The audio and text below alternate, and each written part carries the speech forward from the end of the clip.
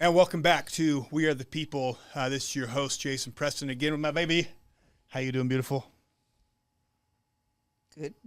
That's it? I mean, good question mark. I don't really know. I mean, what come to on. say I know these it's days. always serious, but you're still awesome. I'm alive. Yes. 4 hours sleep a night if we're lucky. It's been a roller coaster, right? Buckle up. Yeah. We knew this. It's just getting going. Quick shout out today.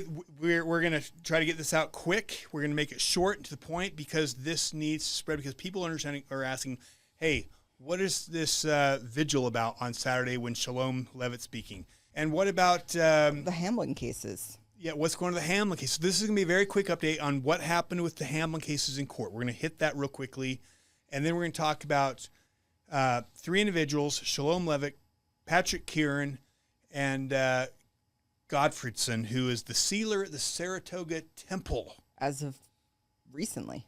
Okay, and he's going to be speaking. So who are these people? And of course, we've got back our favorite partner in crime. We're the criminals of this state. The criminals are the ones who call out the corruption in Utah. If you're exposing it, you're the one under fire. You can, if you're the or the alleged criminal, you get away scotch-free. There's no problem there. But if you're calling them out, boy, you're under the gun and they're getting after it. So I want to give a shout out. Thank you again to Timothy LeBleu. He has sponsored one of our other shows. Look, you guys are amazing. We still have a billboard up. We've still got doing the shows, and we're paying for our attorneys, and it's you guys. So when I tell you guys thank you, and this is we are the people. It's you. This is a combined effort of all of us who are standing up, and I just want to thank you guys for helping us fund this because, we can't do this. We can't do it on our own. So thank you guys for everything you do. And thank you for coming to these events too, because when you show up, not just for us, but for the victims, for protesting peacefully against some of these people who are alleged perpetrators, that is the court of public opinion, and that is the court that matters. Yes, so make a difference where we can. Yes, and I am firmly, I'm going to have Goel give a quick review of what happened last week with David Hamblin, and then we'll talk about the protests. But Goel, welcome back. You're a regular. Yeah. We become fast friends. Yes, fast partners in crime, indeed. So, basically what happened last week was we had two hearings on the same day in the Hamlin case. The first one was before Judge Roger Griffin. It was scheduled for American Fork, but it was moved to Provo unannounced. And so they had a WebEx hearing in Provo at 1:30. And at 1 p.m., they had the in-person hearing for David Lee Hamblin in the Schroeder case. Now, the Judge Griffin case, that involved a victim named Emily Sheets, who was neighbors with the Hamlins in their Provo home. Their Provo neighborhood lived right down the street from them. Her father, Dave Sheets, is the founder and former CEO of Emergency Essentials. They sell survival equipment, food storage, that sort of thing. And so Emily came forward as part of the Utah County Sheriff's Office investigation into ritual abuse allegations and alleged that David Lee Hamblin and his ex-wife, Roselle Stevenson, had sexually abused her both separately and together. And so she was facing a preliminary hearing, well, not even a preliminary hearing, it was supposed to be a status hearing in American Fork before Judge Roger Griffin. At that time, on February 14th, actually, Hamlin's defense attorney, Lee Ashton, of Petro and Ashton in Provo, she filed a motion for sanctions against the Utah County Sheriff's Office, specifically alleging that Elise Hines and Jason Randall, two of the Sheriff's Office employees, had withheld evidence. One of the things that Petro and Ashton noticed was that one of the interviews that was turned over from Emily Sheets in Discovery was marked version 2. And so, being competent attorneys, they asked for version 1.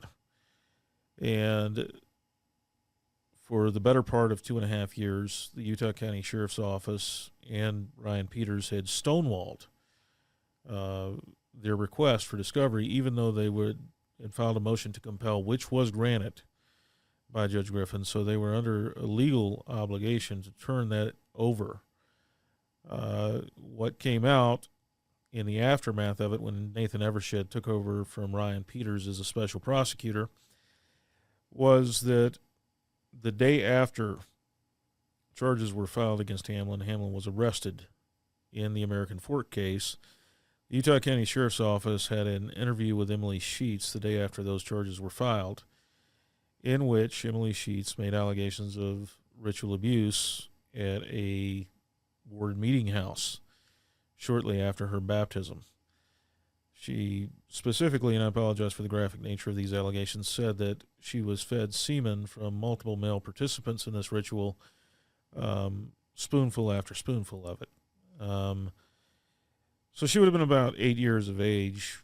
Obviously, that's when Latter-day Saints typically get baptized. And what the Utah County Sheriff's Office and Ryan Peters had attempted to do previously was to say that the allegations that they filed charges against David Lee M. and Roselle Stevenson for had nothing to do with any type of ritual abuse. And the way that they were able to structure that was by holding the interview that contained disclosures of ritual abuse after David Lee Hamblin had been arrested and charged in the American Fork case.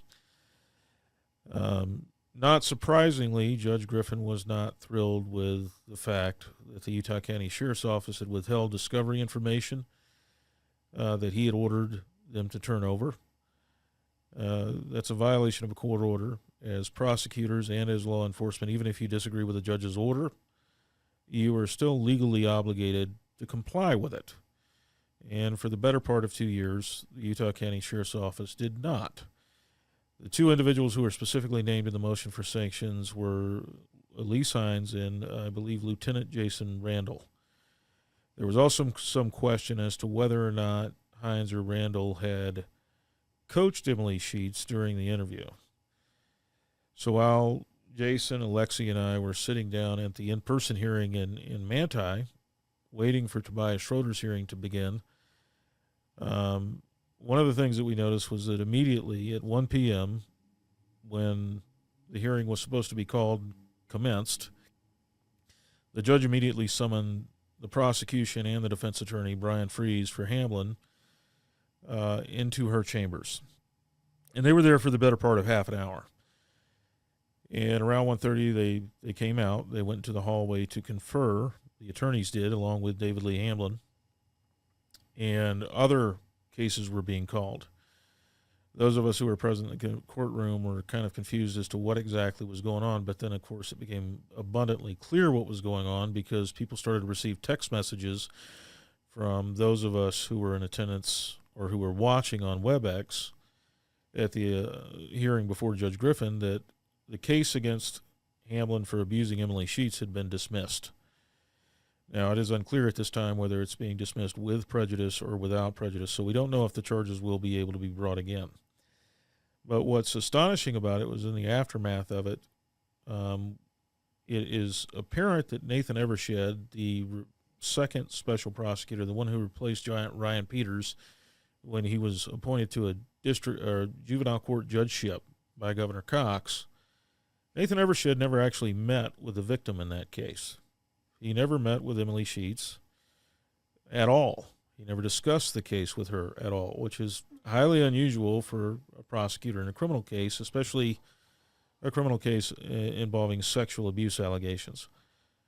Apparently, he also did not provide a heads up to Emily Sheets or to the victim's advocate, Heidi Nestel, that he was going to move to dismiss the charges against David Lee Hamblin. They had no advance notice, and the direct quote that I had from people who either watched the hearing on WebEx or who were in attendance in Provo was that Heidi Nestel called it a knockdown surprise. Those were her words. So everything about it was highly irregular. However, there is one party to blame and one party to blame first and foremost, and that is the Utah County Sheriff's Office for refusing to comply with Judge Griffin's discovery order. They don't have anyone to blame but themselves. I don't know if Mike Smith knew what his subordinates were doing. I don't have any direct proof that he knew, but I do have ample reason to believe that he should have known. The buck stops with the person who's in charge, and failure begins at the top.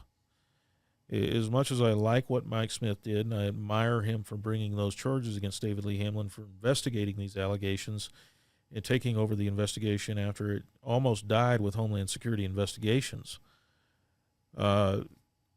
it's inexcusable the way that this turned out. Are there repercussions for their failure to deliver the evidence that needed to be delivered within 2.5 years? Aside from the fact that they may have cost Emily Sheets a chance to see David Lee Hamlin prosecuted and convicted for what he allegedly did to her, they can face sanctions. And those sanctions could be whatever Judge Griffin ultimately determines.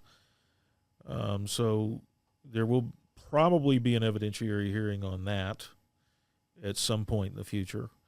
Judge Griffin has yet to rule whether he's dismissing the case without prejudice, which means the charges could be refiled, or with prejudice, which means double jeopardy attaches and David Lee Hamlin will never be prosecuted for the allegations made by Emily Sheets.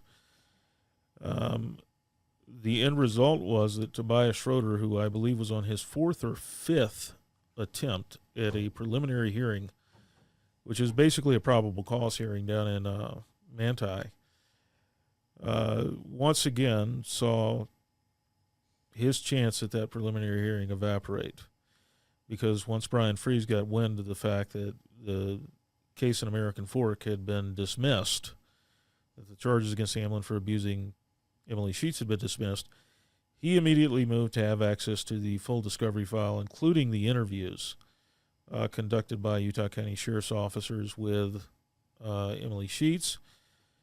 For obvious reasons. It gives David Lee Hamlin more time, and it also gives him time to dig through that discovery in an unrelated case to see if he can find something to exculpate his client for the charges in the Schroeder case.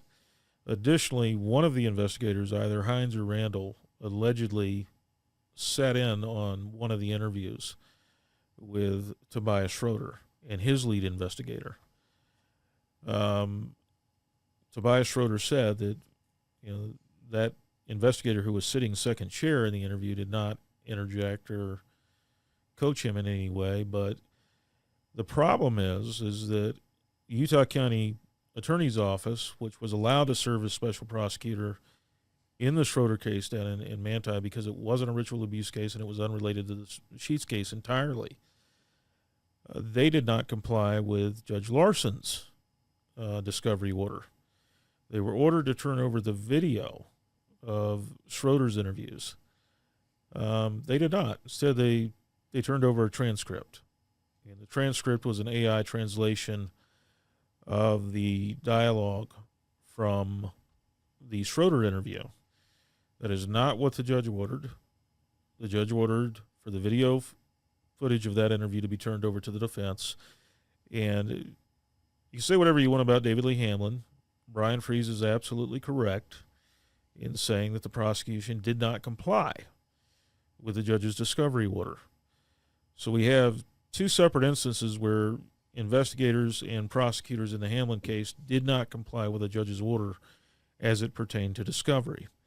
And the tragic part of it is Tobias Schroeder, who had driven down to Manti from Salt Lake, missed a day of work, or I believe the 4th or 5th time, once again has to wait at least another month before he gets his chance to testify against David Lee Hamlin in a preliminary hearing and show that there is probable cause for the case against David Lee Hamlin to continue.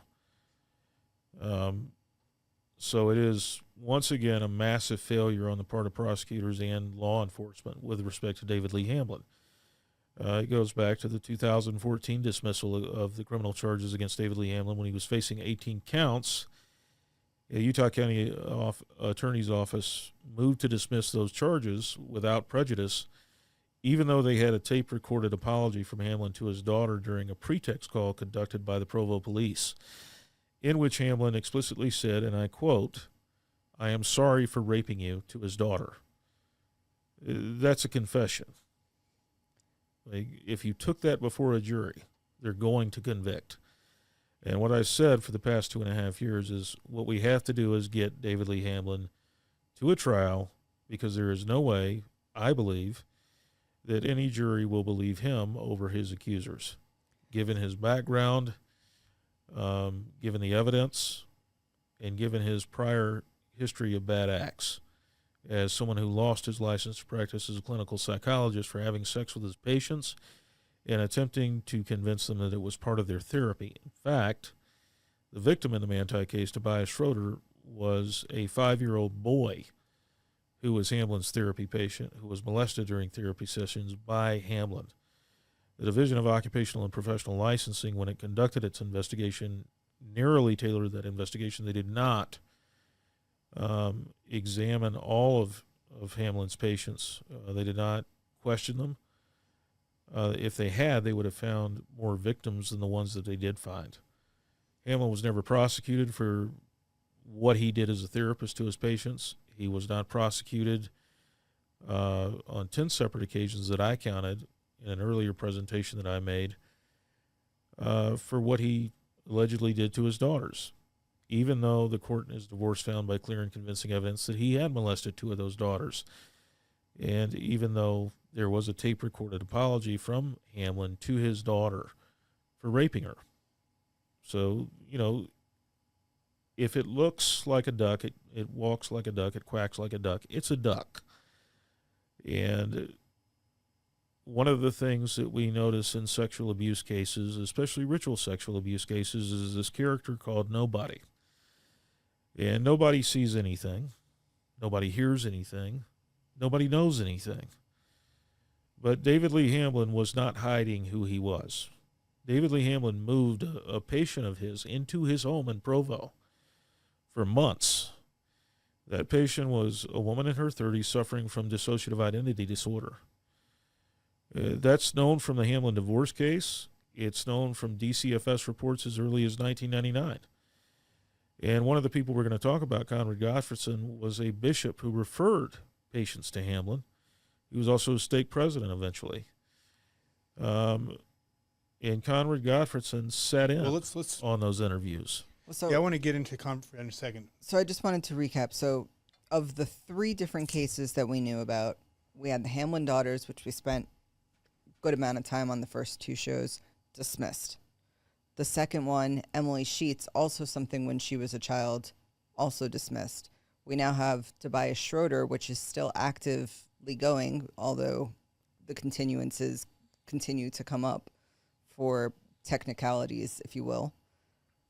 This is why it's so important to have people coming up en masse with their stories right now.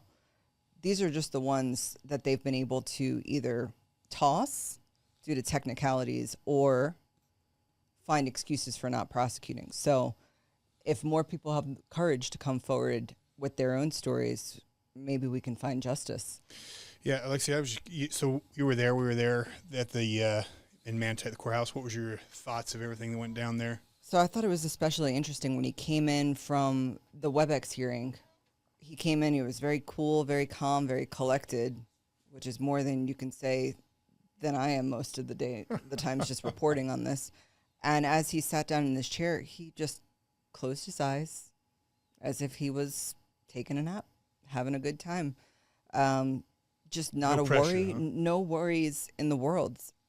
And it was very disconcerting to see someone with all these allegations against them be so calm about it. Yeah, like it was almost like he knew how this was turning out. Absolutely. Absolutely. So I would love to see something happen with the Tobias Schroeder case, and we will be there, and we'll be there also to report back.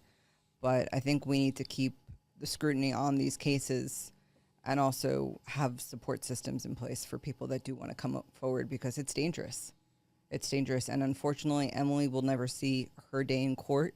Hopefully we'll be able to do it with prejudice, which allows them to try again.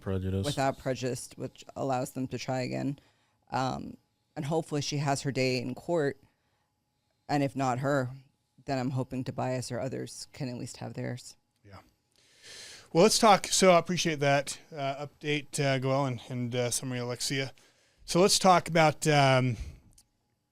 obviously this Saturday there's an event that we've been promoting, this Vigil for the Voiceless, and it's, again, we just see so many of these victims, and nobody speaks out for them. You see the justice system get railroad these people, and well, again, I appreciate, like you said, that was great. Mike Smith came out and accused David Leavitt and said, hey, victims, come forward. I mean, conveniently, the state and Mike Sheriff's Office blunders and throws the very person who came to him as a victim is now, again, like so many of these people, no justice. So we're having this, and one of the things we've heard from you guys, which I appreciate, is your comments, you're calling, you're texting, commenting. It says, well, who is Chelom? She's speaking at an event this coming Saturday on with a member of the 12 at a very trusted organization, supported by this trusted organization. And who is Chelom Leavitt, and why should people be concerned about her? And so we're going to talk about Chelom. Goel, let's just talk about Chelom real briefly here. Who is she, and why? Where does she come up in the victim statements? Why are you concerned about her speaking on pornography with a member of the 12? Member of the 12 this Saturday. Well, Chelom Leavitt is a marriage and family therapist, or a sex therapist by her own admission, who works as an associate professor at BYU in the Department of Marriage and Family Sciences. She is the wife of former Utah County Attorney David Okerlund Leavitt. Both of the Leavitts are named in the Hamlin victim statements as abusers. So one of the allegations we presented on a recent show and in the second Shadows of Power show was that the Leavitts were part of the sex trade and David Lee Hamlin's ritual abuse training program. Leavitt held a training session at their home in Nephi back when David Leavitt was the Joab County attorney. And during that training session, he had his daughter, Rachel, perform sexually in front of the Leavitts. David Hamlin believed that he could create parts in children, that he could carve parts into their personality or their psyche. And the part that he had for Rachel, his eldest daughter, was named Tabitha. And when he called her Tabitha, she was on cue to perform sexually for the adults in attendance. And she did so. She masturbated in front of David Hamlin, Roselle Hamlin, and David and Chelom Leavitt. And according to the victim statement, Chelom Leavitt leaned over and said, "She's really good," while Rachel was performing. That was followed by one of the other Hamlin sisters coming into the room, and all the adults in attendance began to have an orgy and rape Rachel and her sister. Another allegation involved Catherine Hamlin, I believe, being taken to the Leavitt's house as part of a trade. So the Hamlin sisters were trafficked to members of the CS and people outside of the CS as child prostitutes, according to their victim statements. And so Roselle Hamlin dropped her off at David and Chelom's for dinner. During the dinner, she felt a pill in her mouth and tried to spit it out, but succumbed to the effects of that pill, which was clearly some sort of sedative. She was conscious enough to recall part of the abuse. And when David Leavitt began to allegedly rape her, Chelom Leavitt allegedly began to chant. Leavitt then told her, according to the victim statement, "Go get the camera." The irony of this is you have someone speaking at the Utah Coalition Against Pornography's annual conference on how to talk to your children about sex, who is an alleged child ritual abuser and child rapist. According to the Hamlin sisters, during one ceremony in Spring City, the Leavitts brought a boy from a polygamous group from the Greens, is the specific phrase that was used. That boy was later murdered as part of the CS's ritual abuse activities. I am aware of other allegations outside of the Hamlin victim statements against David Leavitt. Those allegations involve multiple victims. I have not covered those allegations. on investigations of ritual abuse, largely out of respect for the victims and the sources who came forward, and also out of a desire to preserve that for law enforcement at a later date. It is inexcusable that these allegations have been out there for over 2 years. David and Chelom Leavitt, or David Leavitt, acknowledged that ritual abuse was real a year before his press conference in July 2022, in which he said there was no organized ring of ritual abuse. When he was sitting down for an interview a year before with documentarian Amy Hurdy, he said he knew that ritual abuse was real, and he knew one of the victims. The victim he was referring to was Catherine Hamlin. A year later, when he became aware that Catherine Hamlin had a victim statement naming him as one of her abusers, he stood before a press conference and called her tragically mentally ill. The reality of it is Catherine Hamlin is not tragically mentally ill. Catherine Lee Hamlin, or Catherine Helena Winters Hamlin, is a filmmaker and film producer who runs her own film company out of London and New York. This is a highly functioning adult. She has had some success as an adult. She appears to have moved beyond her abuse to carve out a life for herself. And nothing about her strikes me as delusional. So David Leavitt trying to broadside her at that press conference did two things. One was he called more attention to the Hamlin case than he probably ever wanted to see generated. The other thing was he forced Mike Smith out into the open about that investigation. And he forced Mike Smith to move his timeline and probably file charges before Mike Smith would have wanted to file charges. Because on the heels of that press conference, one of the things that people don't realize is David Lee Hamlin filed for a motion to expunge the record from his 2012 to 2014 criminal case. And guess who the judge was in that expungement hearing? Judge Roger Griffin. Fast forward to 2024, 2024, when Chelom Leavitt filed for divorce against David Leavitt. Guess who the judge was in the short-lived, less than a month divorce proceedings between the Leavitts? Judge Roger Griffin. Wow. There are just too many coincidences there. And the facts that I've outlined here are verifiable. You can go look at the court record yourself on Exchange. You can also read the Hamlin victim statements. They're posted online on multiple sites at this point. And one of the things that you'll notice if you read those 8 victim statements and the accompanying police reports is that those girls managed to fill out those victim statements separately from each other. If they are liars, they're the best liars I've seen in over 24 plus years of doing this, because they don't contradict each other. I have gone through those victim statements with a fine-tooth comb dozens of times, looking for contradictions, looking for inconsistencies. They aren't there. As incredible as it seems, given the graphic nature of the allegations, I 100% believe Rachel, Eliza, and Catherine Hamlin. I also believe the majority of the 316 victims I've talked to since, 98 of whom I found no inconsistencies with over the past 2.5 years. Now, I made a deal with those victims that it would be their decision as to whether or not they wanted to go forward and pursue prosecution. Many of them are outside of the civil statute of limitations under the old statute of limitations, which is 18 years plus 4 years after your 18th birthday. So they can't sue their abusers in civil court.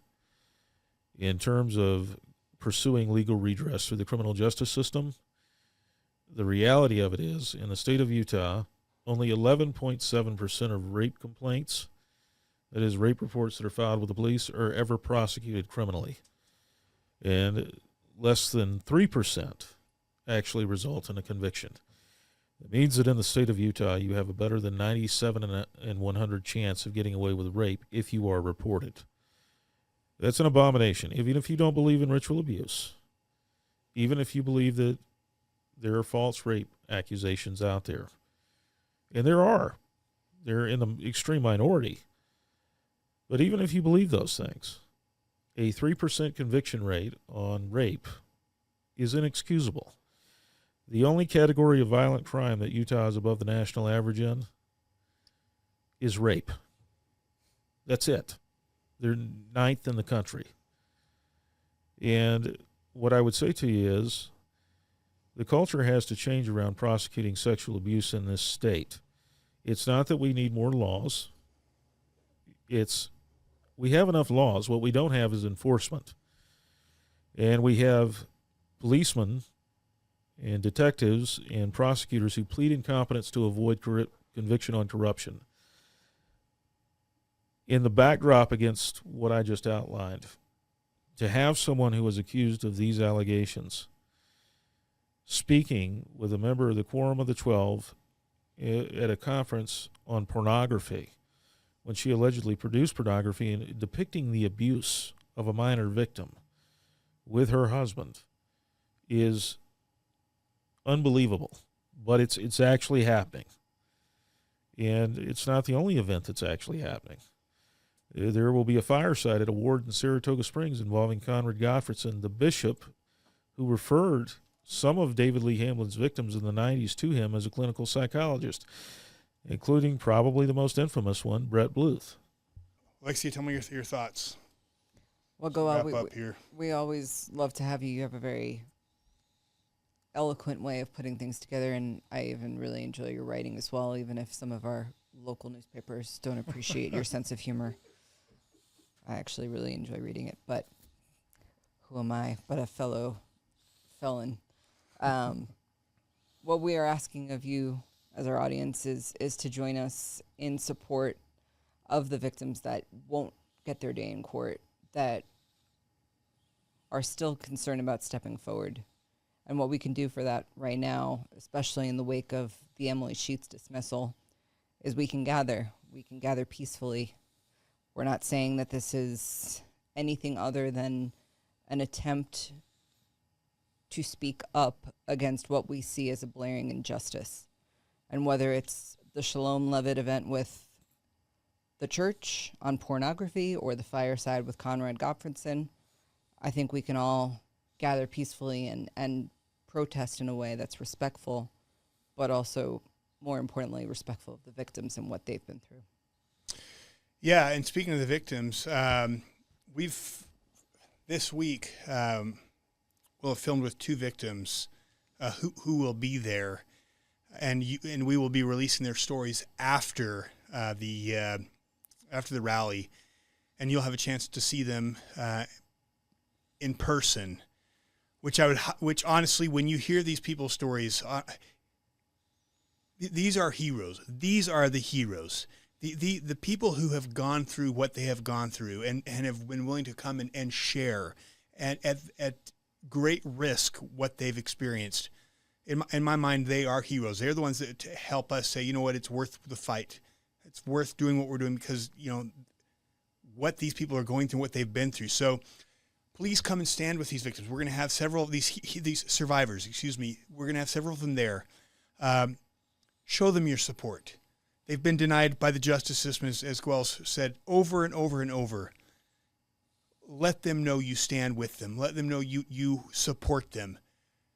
And let the justice system know, and let these trusted organizations know that we refuse to turn a blind eye. And instead of elevating them, these organizations should be encouraging investigations into them. Let their day in trial. Let the juries decide if these people are guilty. Let these victims have their chance to make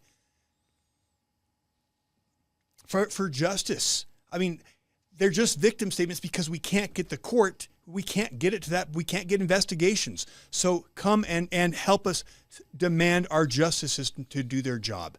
So anyways, we look forward to seeing you guys out there Saturday morning. Thank you, Goel, for being here. Alexia, you're beautiful. You do an amazing job, and appreciate all your support in this. And to all of you out there, man, what a time to be alive and what a time to stand and make a difference. So God bless you guys, and God bless Utah.